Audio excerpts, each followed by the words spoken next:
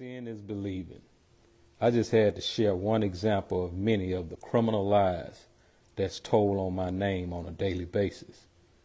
Clearly, this is a drug deal taking place on text message, with my name being used to seal a deal that I have no knowledge of or involvement in no capacity. These type of made-up scenarios and lies are the type of excuses the feds uses to constantly harass me and try to incriminate me by the use of another person's actions. Because when they arrest them, they will lie on you. Let me say something to you clowns, who in my opinion lie on my name and who are trying to set me up. In my opinion, some of y'all are doing things out of ignorance, and others like Darrell D-Town Lewis, Ronald Bookman, and Sylvester Brown are, in my opinion, snitching, trying to get themselves ahead in life or out of trouble. There's a movement by some rogue FBI agents and federal prosecutors that have a hate J. Prince racism disease. So once again, just like the rogue DEA agents I wrote about in my book, The Art and Science of Respect, that recently got arrested in Louisiana, no one believed me in Texas or did anything about them until over a decade later. It took Congresswoman Maxine Waters and the late great Janet Reno to put a spotlight on the rogue DEA agents' actions.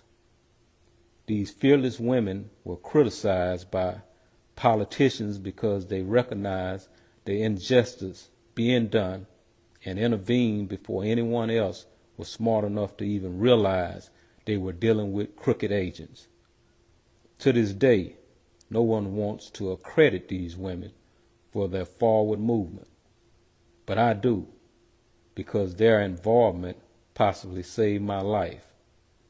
It took prosecutors in Louisiana to catch them, thanks to Prosecutor Tad Duray for doing a great job on convicting Chad Scott.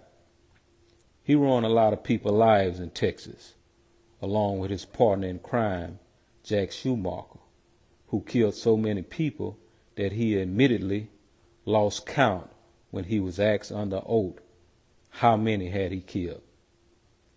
I know this sounds like a movie, but this shit is real, because I have been getting harassed all of my life by racist, hateful cops and agents.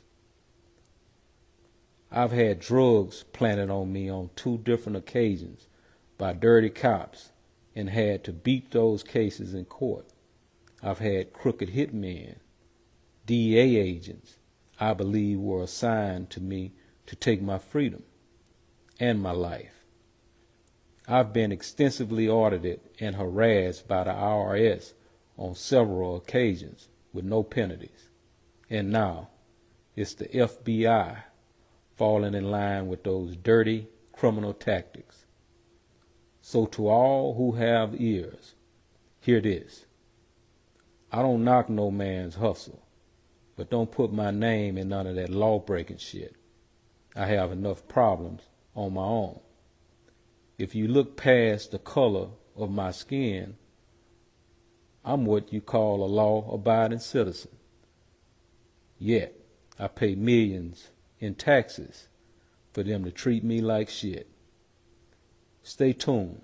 My goal is to teach and show the present and the future generations how the alphabets may change.